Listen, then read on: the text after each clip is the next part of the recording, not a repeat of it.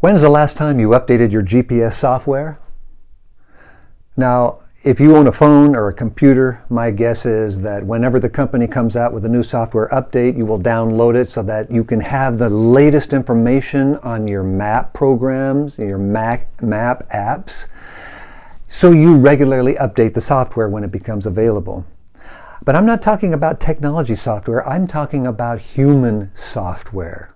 Hi, I'm Dr. Greg Nelson, and we've been going over the 4 ways that you can maximize your work-life experience.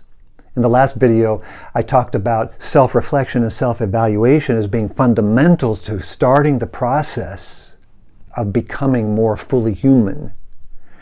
Today now, I'm talking about the updating of our human software through what we call self-awareness. Self-awareness, just like the GPS software, is the ability to be aware of our circumstances. It's the ability to be aware of where we're going and how we can get there. It's our ability to be aware of ourselves and how we can act and think and feel in order to get to our destination in a holistic way. It's our ability to look at other people and see them accurately.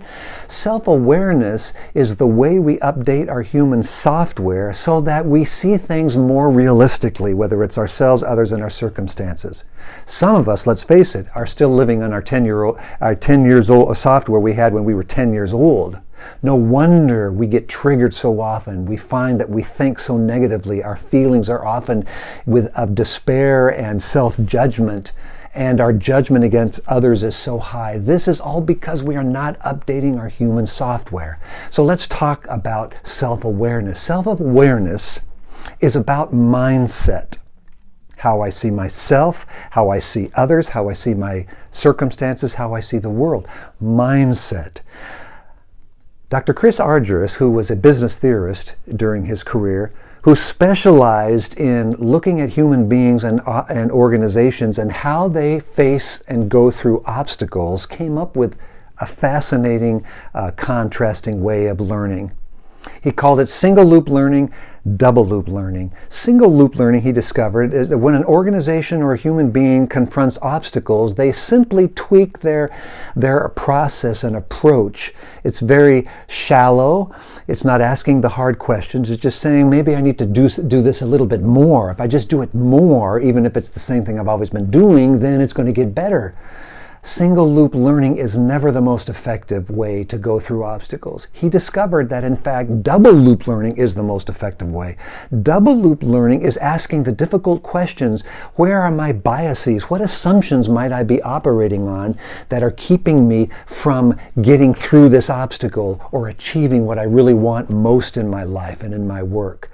It's being willing to change our mindset and our way of looking at things so that there's more of a sense of reality, and through the reality, a sense of vision. Double loop learning.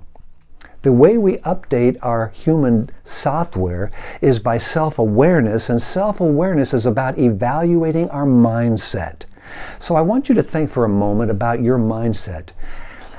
Think about how you're most triggered in your life. Maybe it's a spouse that comes in and says something to you and that immediately triggers a negative emotion. Maybe it's a boss at work who just can't seem to ever say that they appreciate you, and that triggers your sense of a lack of self-esteem, self-worth, or you go down this road of despair, or you get angry. Whatever it is, the fight or the flight, we get triggered.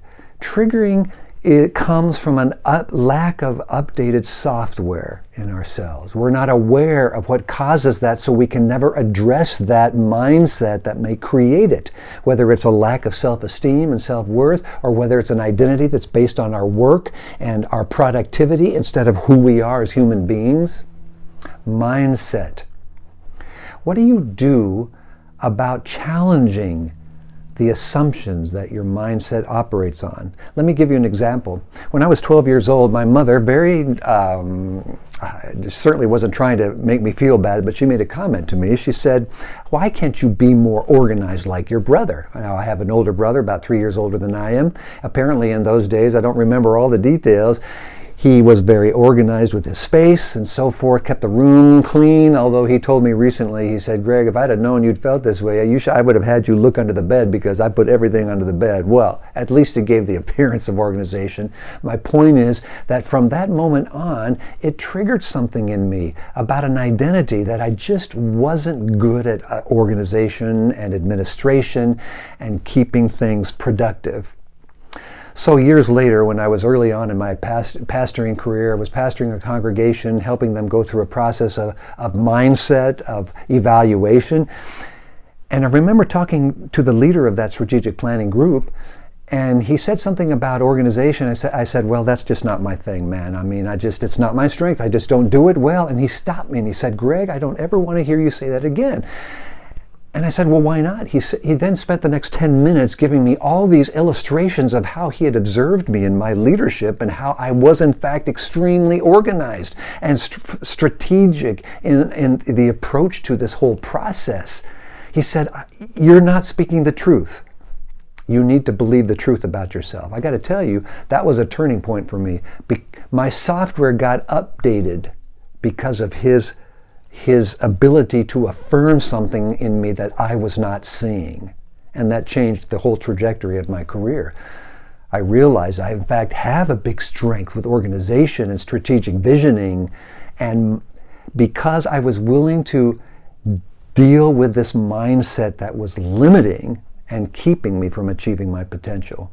Self-awareness is the process that we have in a purposeful pause, a strategic stop, to become more aware of our mindset, to evaluate it. Is this mindset serving me? Is this mindset, this way of thinking about myself or other people, based on truth? Is my experience of my circumstances and what I think about myself as I go through these circumstances, is it a victim mentality or is it an agency mentality? I actually do believe I have a voice in what happens to me and how I react and respond to either this person or this situation or my own sense of judgment. Mindset is critical to successful and maximized living and work. If we don't take the time to address our mindsets through self-awareness and then self-reflection and self-evaluation, we cannot update our software. And I'm afraid too many of us are still living with a software that was given to us at 10 years old. We have to update the software, and that means purposeful pauses for self-awareness. I challenge you to take that time to bring people into your life, to use the assessments, and to ask yourselves these self-awareness questions that say, what mindset do I need to change for me to take my life to the next level? What are the limiting beliefs that I have, and how can I address them? Thanks for listening and watching, and I'll see you next time.